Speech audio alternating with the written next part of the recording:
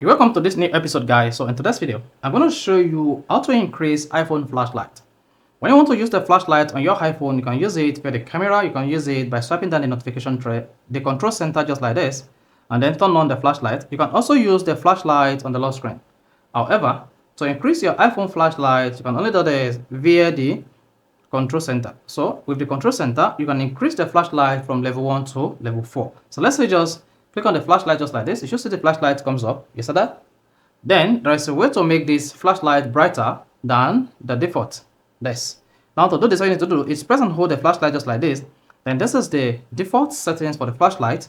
Then go to second step, and then you should see that the flashlight increases on each steps. So this is step 1, step 2, step 3, and step 4. However, increasing your iPhone flashlight can drain your iPhone battery quickly. So you want to use this occasionally when the need arises. Make sure your iPhone flashlight is bright enough. Just press and hold it like this, and then shows the level you want it to be. So this is how to increase iPhone flashlight or to make the iPhone flashlight brighter. If this is helpful, if you want to hit the like button, don't forget to subscribe to our YouTube channel for more quality videos just like this.